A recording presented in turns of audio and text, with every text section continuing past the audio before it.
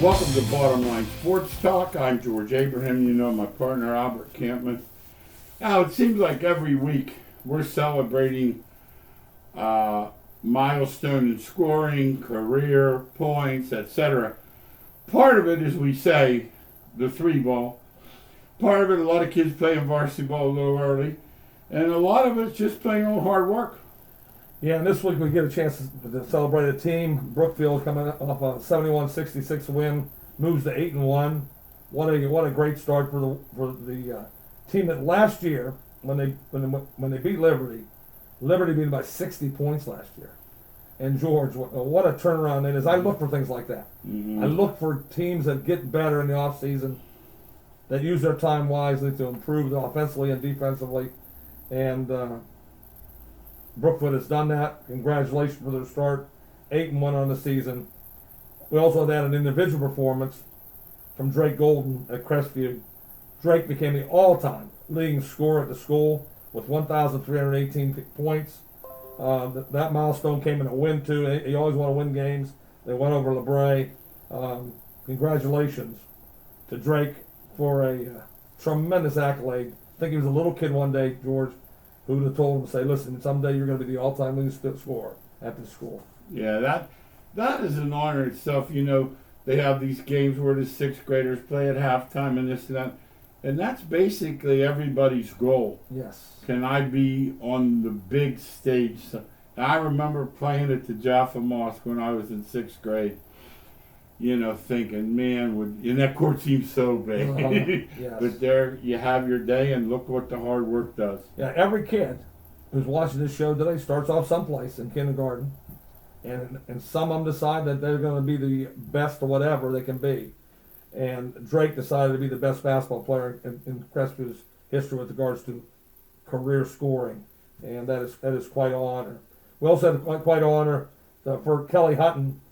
She's going to take her golf from Salem to YSU. Congratulations, Kelly. You're a four-year letter winner. We followed you closely with the Quakers.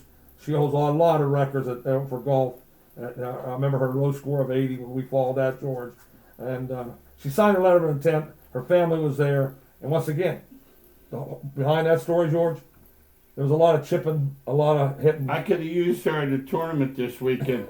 My three guys, none of them made the cut. I wish she was around this weekend. You could use those short games, but that's there's a line that leads to success, and I wish I could snap your fingers, George. You say, yeah, we'll do it. We'll go home. We'll sit on the couch and watch you give it. That's all we had to do. No. You got to put that hour and a half a day in shooting. You have to in golf. You got to put those 2.5 hours in the short game.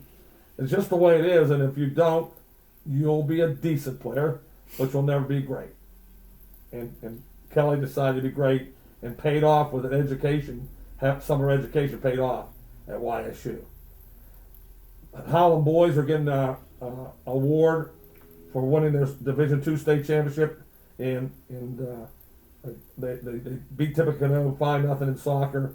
First championship in school history. They're going to be honored this fall, coming up soon at the mall. The Cafaro Foundation is going to present a donation to the Highland schools. Congratulations to Highland for a job well done. Yeah, well done, guys. Due to COVID, a lot of things are getting overlooked, pushed back. Don't ever sell that state championship short. Someday. 25 years on down the road. Yeah, you'll be sitting somewhere. Yeah. Maybe was you part of that Howland? Was you part of that Howland team? team? A few pounds heavier or something. Yeah. You'll be telling your buddies, I was on that. Nah, I was there. I was on that team. I know what. Yeah. George and I like to crack the joke that here we are, old timers now, and a young kid will ask us, "Did you ever coach?" No, you ever play? They couldn't. Or did you ever play? But I understand that. What's the one at the Mike Kroll at Laurel. I'm talking to him, and I had to talk to somebody. Said, "Do you know he played football at Miami of Florida?" And I said, "Oh my." Yeah, that got my gosh." attention. You told me that. That's what I'm saying. I said, you see guys look like us. Yeah. You don't know what they were like when they were younger. It's just the way it is. I like it. Both of us being coaches, we have to address this. You've talked about it on a radio show. We've talked a little bit about it in previous shows. here building a team. Now the Nets are trying to build a team. They grab Harden as like the third piece to the puzzle. His scoring, 31, 35, 34, 30. You know what you're getting. First game in, he didn't know their names and he had a triple-double. But what I want to ask you, is he elite? Of course. Are Kyrie and Durant elite too? But can they do it together? Your thoughts on it. What it will take if they do it, and do you believe they can? Well, they can, but it's going to take some changes. I mean, it's not going to. It's going to take somebody giving up. One of the three has to give up something, and it looks like it's going to be Harden. From the first game, he only had 10 points. He gave up. He's just passing the basketball. If he's willing to do that, they have a chance. But if he needs the same shots he had at Houston, there is no chance because Kyrie wants shooting the ball and Durant wants the ball. Only one basketball in this game, George. And the other teams that put their team together, Bosch in Miami gave his stuff up. Garnett at Boston gave his stuff. Somebody has to get. Do you see anybody giving out of those three? Boy, I'll tell you. I worry more about Kyrie off the floor. What he's thinking, saying, doing. We don't need a coach. Burning the incense before the game at the Boston Garden. The strange stuff. Honestly, on the floor, they're all so talented. And like I always tell you, they have a sniper with Joe Harris, too.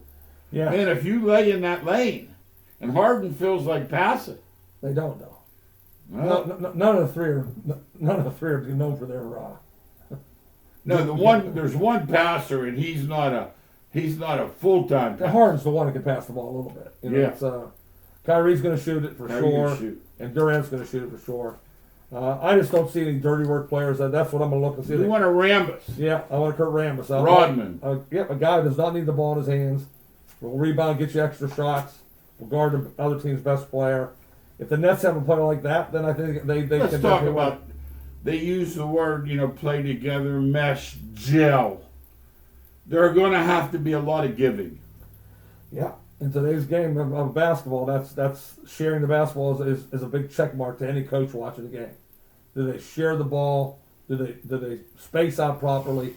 And all those little things that coaches notice, the Nets are going to have to do.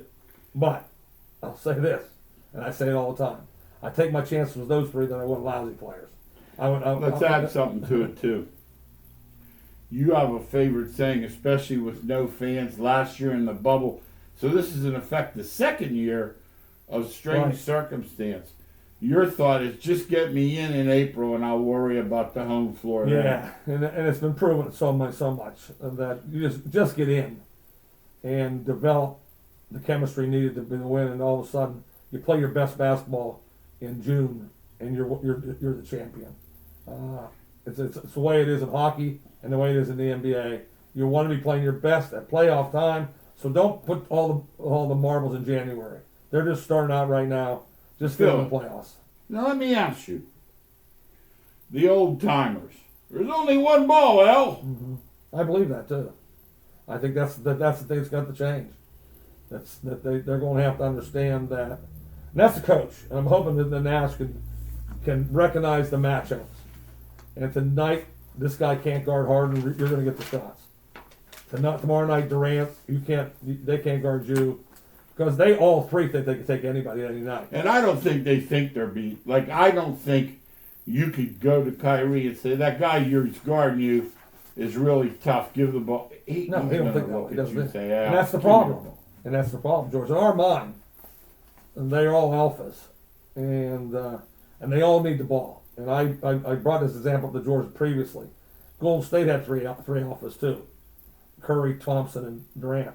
But two of them didn't need the ball to score. Two of them ran off screens, while Durant had the ball, and he could do his own thing or he could feed. That's why you like Steph so much. Yeah. Tell the viewers because you really like Steph. Superstar. He's a superstar without superstar talent. He made himself a great player. He is he's lightning with the ball. You don't have to be the fastest runner in the league. You have to be the fastest with the ball in the league. And he can handle them going right and left. And then you give him a quarter inch. It's in. Coming off screens. And so he made himself into a great player. A lot of these guys just so suit like LeBron. Do you understand? He doesn't look like anything. If he walked in his door right now, No. you'd say, this is the biggest human being I've ever seen. I had company the other night. Somebody had come in to bring something, and LeBron, and they looked, they said, look at him. Yeah. I mean, the dude's been in the league 17, 18 years, He's and a he freak. looks like he could come right through the door without opening. Yeah, he is. And most of them are. Most of them are freaks with regards to their ability to run fast, jump high, and body build. Steph Curry looks like a normal human being. You know, he's a 6'3" kid that's decently thin, and he just made himself into a great player. Well, that helped when Durant went there because Curry said, "Hey, I don't need the ball to score. I'll come out and I'll shoot." All three of these guys need the ball. All right, now, this last few months has just been brutal on the heroes of our time Yes, passing away. it's sad. I mean, I don't even want to get Don Sutton the other day. The list is endless. Baseball, Tommy Lasorda. But I would have to say the living legend up till this week, probably the one guy. And when you look back in history, a little bit of what he had to put up with, see, the kids today, they don't understand. We grew up in the 60s, and no, it was not all clover for Henry Aaron. Yeah, Aaron is a hero in a variety of ways. To the baseball fanatics like me, he was a guy that hit 755 home runs, had a 305 lifetime average, played in 25 All-Star games. By the way, he only played 23 seasons. For you young guys, they used to have 2 All-Star games Yeah. in 1 year, so that's why he was able to play in 25 All-Star games. Top 10 in voting, MVP 13 times. He just put up staggering stats all day. But the thing that he's noted for when you talk to people is that he was going for a record that's still, you know, there's 2 thoughts in my mind, George. The heavyweight champion of the world and the home run champion in baseball are there are 2 things that are just considered. And they were basically always white people. They were with the W. And now all of a sudden, here's Aaron chasing Babe Ruth, who was a baseball icon. And Your guy. he's my favorite guy of all time. Your favorite player, right? Oh, by far. And Aaron, instead of people rooting for him, he's getting letters from people all over the world, all over the United States, saying, "You don't deserve to beat anybody. You don't deserve to be a white guy for this award." And Aaron, in his graciousness, just played every day, fought through the terrorism that he was going through, and he's my hero because of that. Hey, we don't want to list stats. The show be over. Right. But we have to give one Okay. stat. His 12 miles more worth of bases than the second guy to him, to Stan Musial. We need to let that sink in. 12 miles more. Yeah, that means he was on base. He was on second base, third base all the time. Mm-hmm. But yeah, Aaron is one of those guys that when you read, talk, take the time you young guys take the time to look, that was better off the field than he was on the field. And anybody who ever met him, he had the time. Didn't you tell a story about a guy asked for a puzzle or something, George? Yeah. Alan and I were doing our radio show, and somebody texted me and said, "We have a story for you." And I was kind of curious. And he said that his friend had gotten some kind of puzzle, jigsaw puzzle, must have been Henry Aaron's, either, body or Right. face or whatever. And he sent him 3 pieces, and Henry signed them and sent them back. Now, these guys today, I'm sorry, they're not taking the time. It'd be hard for me to believe they do. Maybe some. I'm hoping some of them do, and that's the ones I love. But I know Aaron did it, and that's what he's known for. He worked at the game hard. He was not. Tell him about he Mickey struggled. Owen working him out with hitting. Yeah, he struggled hitting the ball to right field. He said, and he was in Puerto Rico, and Mickey Owen said, "I'll pitch batting practice to you." So he would go batting practice every day, and Mickey would throw for over and over, and Aaron would hit 20 minutes to right field, 20 minutes to center field, and 20 minutes to left field. In today's world, that would never work because everybody's taught to pull the ball, everybody's taught to hit home runs, and he did it with hard work. He did it with the greatest wrists of all time hitting baseball. Did it with a big bat, 35, 34 bat. Wrist says. Yeah, and because he was not a big person, 5'11", 180 pounds. He was not real big, but his accomplishments go on and on.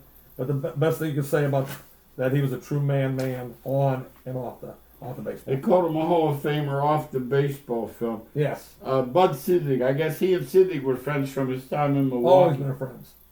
Yes, always And he been said friends. to Siddig once, he said, who would have thought a black guy from the South would be a home run king and a Jewish guy would be the commissioner of baseball.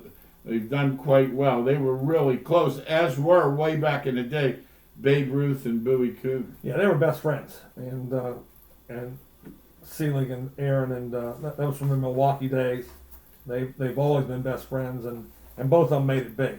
One of them as commissioner, the other one as a baseball player. All right, the NFL's in its final. By the time this show is in, we'll have our Super Bowl teams.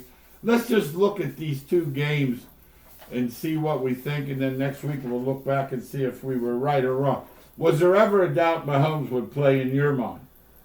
Boy, I was 100% he was going to play, but I will say that in today's world of concussions, they would not play him if there was any doubt.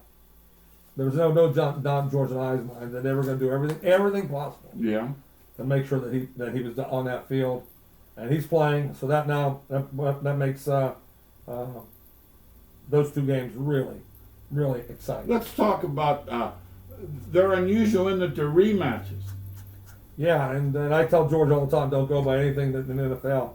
Don't go by anything the week before. Don't go by rematches. There's nothing going to be similar in this game. Nothing in these two games.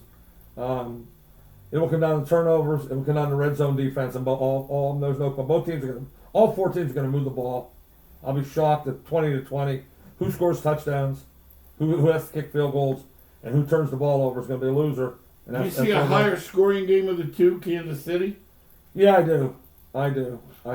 Most people don't, though. Most people think Green Bay. And You know who takes the longest time in the huddle? Green Bay. Yeah, they do. I watch them. Does that? No, because they scored with Adams in one play. Yeah, and Rodgers throws the ball down the field. He's not a dump off guy. No. So they will throw the ball down the field. No, I'm reading the guy, this Tom House has trained Brady, trained Breeze. Breeze appeared to be at the end of the year hurt. He was. Oh, there's no question. How bad, Al, you think? Yeah, he knew. He played only because it was last year. I don't think he would have played. He knew he had to go out. He was going out in the best he could. But Tom House was famous for teaching to play fast, to make sure your eyes are down the field at level eyes, seeing the whole field, playing with a stiff front leg, so you're pointing it right at the direction for accuracy, and a back leg to drag so you get the power behind it. He's taught baseball, football players that.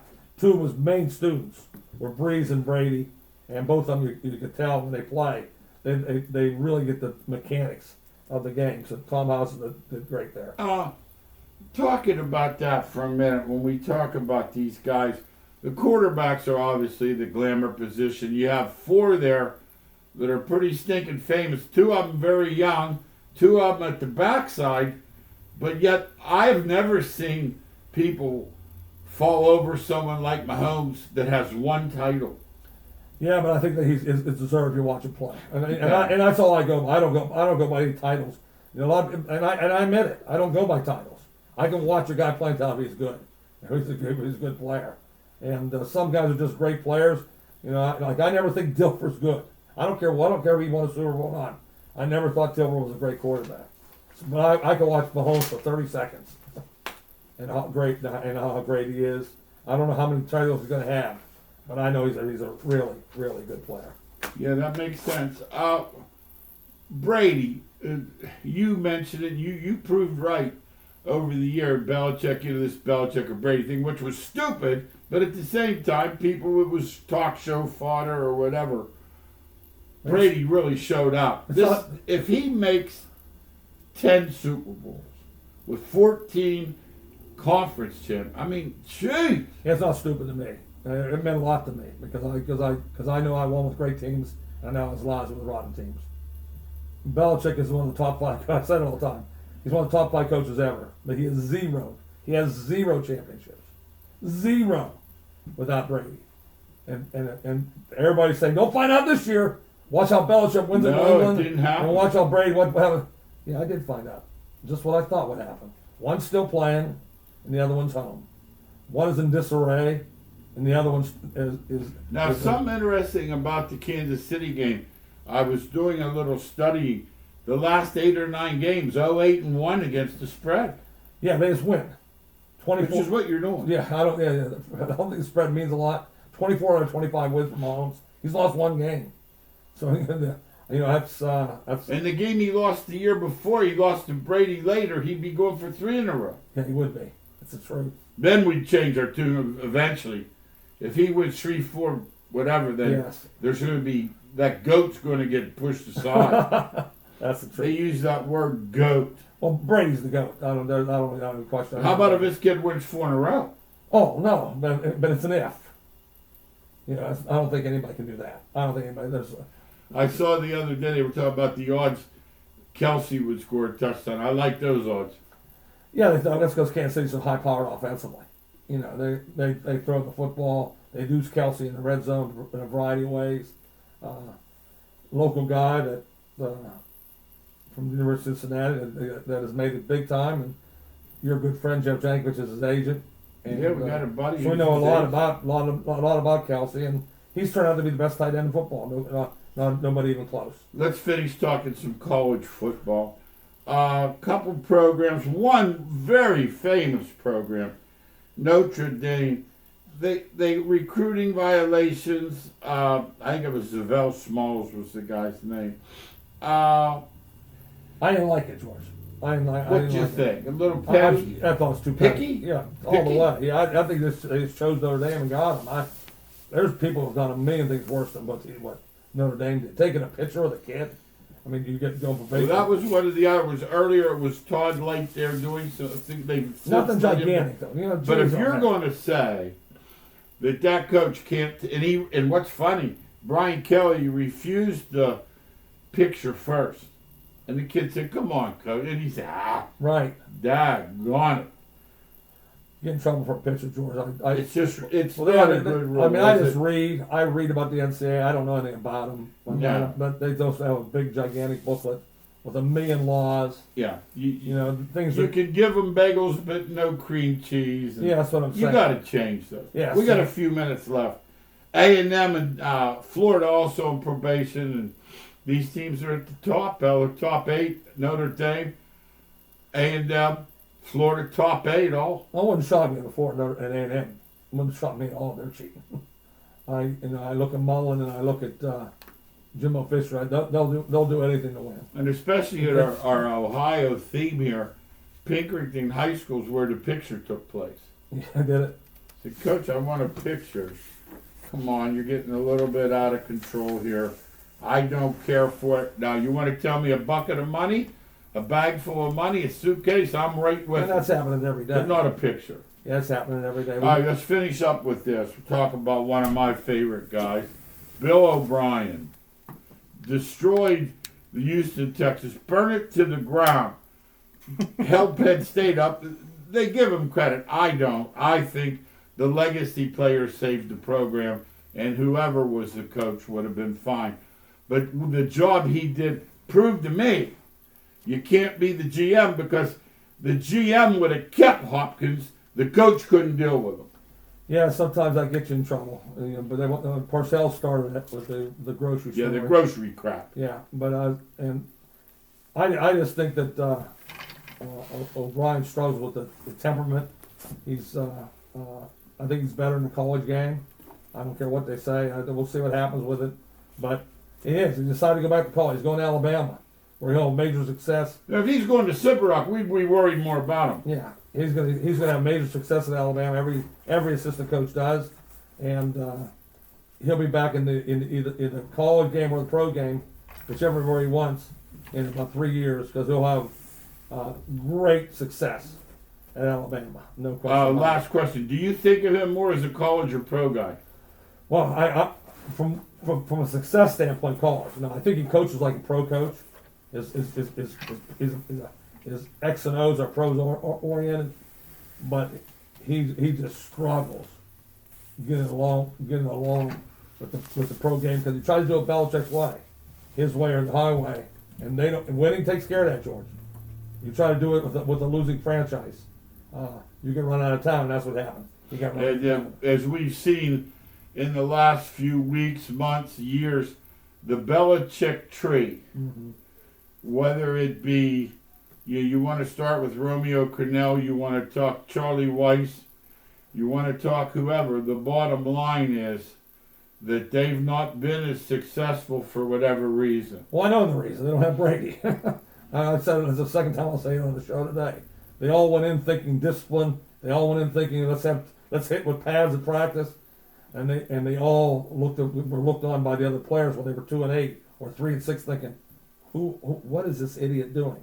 Belichick got away with it because they won games, and Brady was doing the leadership. Brady was the one saying, "I'll take less money, coach, for you to win." He did everything there, and Okay. so Matt Patricia's going back to New England. Right. He'll be happy as a lark there back there. Sure, absolutely. Hey, thanks again for watching Bottom Line Sports Talk. We'll see you next week.